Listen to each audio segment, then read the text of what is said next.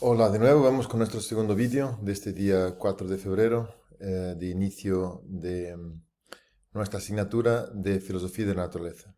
Como sabéis, por razones de fuerza mayor, pues no puedo estar presente, pero os dejo estas pequeñas píldoras, digamos, filosóficas para que el estudio de esta mañana lo podáis aprovechar y también, de esta manera, también introduciros en la asignatura.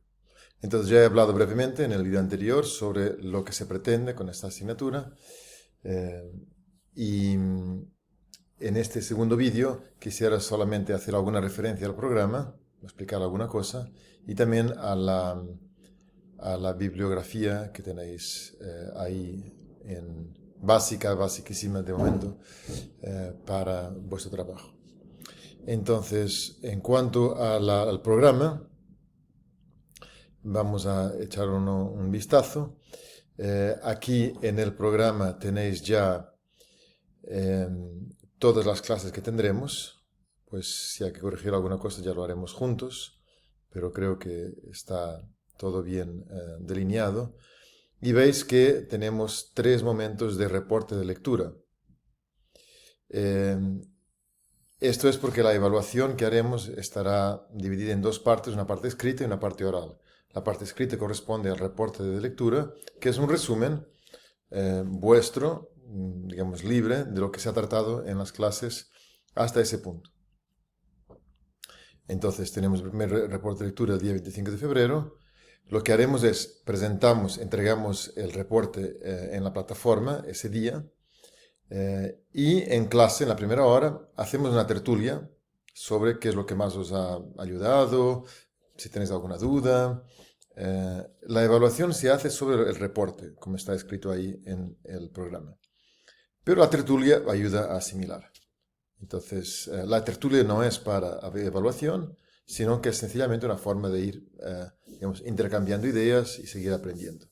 Entonces, el 50% de la nota viene de esos 3 reportes de lectura y el otro 50% vendrá del examen oral en la época de exámenes, como está delineado aquí en el programa. Si no me equivoco, lo he colocado en algún lugar por aquí. Aquí está, evaluación. 3 reportes de las clases con tertulia, de un mínimo de 4.000 caracteres. Aquí vamos a poner un máximo también, entonces entre 4.000 y 5.000, porque a veces hay algún estudiante que se emociona y escribe mucho. Entonces, mínimo 4.000 caracteres, que serían 2 páginas, un poquitín menos de 2 páginas, y máximo 5.000. ¿Ok? Siempre con nuestras normas estándar que os he mencionado en la clase de metodología, o sea, los márgenes laterales de 3, superior e inferior 2,5, Times New Roman 12 y interlineado 1,5. Bien, y entonces, 3 reportes de las clases con tertulia. Atención, se evalúa solo lo escrito, no la tertulia, en el calendario preestablecido, que está arriba, sujeto a algún cambio. Si después vemos que es necesario hacer algún cambio, lo hacemos, como siempre. Y el examen oral final eh, es el 50% de la nota final, ¿okay? En la época de exámenes. Bien, en cuanto a, en cuanto a la bibliografía, pues el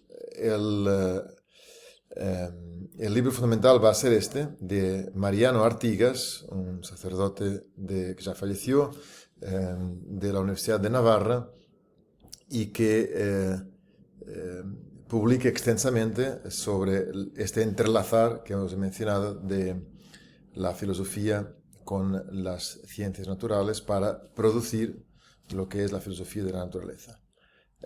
Después tenemos algunos títulos más de apoyo y yo iré colocando, como siempre, varios vídeos de interés y otros artículos. Por ejemplo, el de Maritain y el del obispo Berzosa, que os he colocado hoy, son buenos complementos. Es una buena forma de empezar a conocer esta asignatura y a introducirse en ella. Bien. Aquí tenéis el objetivo: introducir al alumno en algunas de las nociones básicas relativas a la filosofía de la naturaleza y plantear los problemas filosóficos en torno a estas nociones. Los problemas filosóficos van a ser, por ejemplo, el origen de la vida, qué es el ser humano en términos de esta visión filosófica de la evolución, eh, el origen del universo mismo, por ejemplo, también, etcétera, etcétera. Entonces, la filosofía de naturaleza va a permitirnos estar constantemente entre la filosofía y la ciencia y saber los límites de cada uno. Bien, en cuanto a... Ese es el esquema que utiliza Mariano Artigas en su libro, que es el que vamos a seguir más de cerca, lo tendréis disponible también en digital. Os lo coloco aquí para que tengáis una idea. Digamos que esta parte sería de una naturaleza más filosófica y esa segunda de una naturaleza más científica, pero ya con ese entrelazar. Mientras que nuestro esquema va a ser el siguiente. Introducción, el diálogo, la ascensión entre filosofía y ciencia, análisis del artículo de Berzosa, la introducción de Maritain, que ya tenéis ahí. Después, las imprescindibles herramientas de la metafísica aristotélica, materia y forma, acto y potencia, la causalidad aristotélica. Y después empezando a entrelazar la filosofía clásica con los descubrimientos científicos. Aquí eso es bastante de Artigas, ¿no? Nociones de sistema, sistema de sistemas, organización, dinamismo. Después analizaremos ya con estas herramientas, analizamos el origen del universo,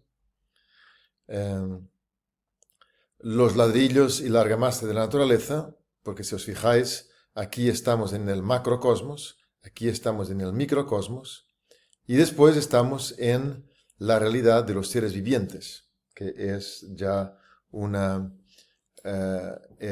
realidad más desde la biología y desde la química. Aquí será muy interesante lo que os he mencionado ya en el primer vídeo, la definición de los vivientes, la definición científica de la vida, la definición filosófica de la vida, etcétera, etcétera. Entonces, esto es básicamente lo que vamos a hacer a lo largo de estas 13 semanas. Bien, en cuanto a la bibliografía que tenéis ahí, empecemos por el artículo de Maritain sobre filosofía de la naturaleza. Aquí tenéis el inicio. Voy solo a leer un párrafo para que tengamos este primer párrafo, para que tengamos un poco de idea de qué se trata. Entonces dice, la discusión de la filosofía y de las ciencias se reduce a un problema central, el de la filosofía de la naturaleza. ¿Veis? El entrelazar que os he mencionado. Después, ¿debe existir una filosofía de la naturaleza distinta a la vez de la metafísica y de las ciencias particulares? ¿Cuáles son sus rasgos característicos, su naturaleza, su definición, su espíritu? Entonces dice, estas cuestiones pertenecen a un orden artotécnico. Por eso se excusará la aridez de la exposición a la cual obligan. No son cuestiones fáciles, pues llegan hasta nosotros cargadas con implicaciones y complicaciones históricas. Bien, es verdad que esta parte técnica a la que alude Maritain es la que ya os he mencionado. No significa que nosotros, para hacer filosofía de la naturaleza, vamos a necesitar de un alto conocimiento científico, pero sí vamos a necesitar de unas nociones, vamos a necesitar de unas nociones mínimas a nivel, por lo menos, de una ciencia divulgativa bastante, bastante profunda, diría yo, o un conocimiento divulgativo un poco fuera de lo habitual. ¿Por qué? Porque necesitamos de algunas nociones científicas que son actuales y que son de gran importancia, y ellas, aunque no sean, no necesitamos del conocimiento especializado de las materias, sí necesitamos detenernos un poco en los conceptos y profundizar en ellos. ¿A qué me refiero? Por ejemplo, me refiero a los descubrimientos de la física cuántica que se explican fácilmente, pero que son muy profundos, pero vamos a necesitar de ellos para, por ejemplo, hablar de causalidad. Normalmente uno dice, ok, yo tengo las dos manos, las junto y con un poco de velocidad produzco un sonido. Ese sonido tiene una causa, que es la unión de mis dos manos a una cierta velocidad. Se explica, esa es una causalidad aristotélica explicada de una forma muy, muy sencilla. Pero en mecánica cuántica, cuando los científicos analizan la naturaleza en esos ladrillos fundamentales que son los átomos, se dan cuenta de que no podemos aplicar la ley de la causalidad exactamente de esta manera, por ejemplo, al movimiento de los electrones. Tenemos de nuestras nociones científicas de la secundaria, hemos visto todo el átomo con su núcleo y los electrones alrededor. Resulta que la cosa es un poquitín más complicada, o más compleja. Pero, por ejemplo, estos electrones, no es tan fácil decir, pues, qué es lo que causa que estén en un sitio o en otro. Y en física cuántica vamos a ver que la noción de causalidad viene un poquitín desafiada porque el electrón está en un sitio y después está en otro sin que haya una forma de calcular su trayectoria de un sitio a otro. Bueno, eso ya os hace ver que no estamos hablando de alta ciencia, pero estamos hablando un poquitín más allá del ámbito divulgativo. Siguiendo con Maritain. No son cuestiones fáciles, pues llegan hasta nosotros cargadas con implicaciones y complicaciones históricas. Aquí las complicaciones históricas se refiere sobre todo a los grandes hitos de la ciencia, como por ejemplo la cuestión de Copérnico y Galileo, como por ejemplo la cuestión de Darwin y después de Einstein. Newton también tiene su importancia y ahí vemos cómo son avances específicos que rompen un poco nuestro esquema de funcionamiento y que implican un poco de reflexión, sin duda ninguna. ¿No es la filosofía de la naturaleza lo que Aristóteles llamaba la física? ¿No abarca esta física para los antiguos todo el dominio de las ciencias de la naturaleza? ¿No equivale la ruina de las explicaciones aristotélicas de los fenómenos de la naturaleza a la ruina de toda la física aristotélica y por tanto de la filosofía de la naturaleza? ¿Qué quiere decir Maritain? Quiere decir que podemos preocuparnos que tanto un conocimiento científico vaya a eliminar la parte filosófica. Y que entonces ahora esta clase va a ser una clase de física o de microfísica o de macrofísica y ya no será una clase de filosofía. Y no. Maritain va a explicar que el conocimiento científico de hoy no sustituye la filosofía aristotélica porque el conocimiento científico de hoy corresponde, digamos, a nivel histórico, al conocimiento que tenían en su tiempo, que era el suyo, pero que era equivalente a este. Por ejemplo, lo que os he mencionado en el otro vídeo, la observación. Aristóteles miraba a las estrellas con los antiguos y ellos se imaginaban esferas perfectas. No se imaginaban esferas rugosas como la Luna, por ejemplo, o en gran evolución como Júpiter o el Sol mismo, sino que se imaginaban algo perfecto, algo sin ningún tipo de fallo.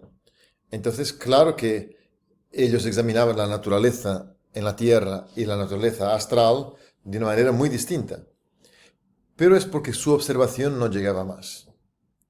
Entonces nosotros sencillamente tomamos los datos científicos de hoy y los usamos como los usaban los antiguos para hacer filosofía de la naturaleza, solo que nos va a parecer distinto porque tenemos más datos, nada más. Pero vamos a seguir haciendo filosofía, vamos a seguir haciendo, solo que vamos a utilizar el gran aporte de las ciencias naturales. Bien, Pues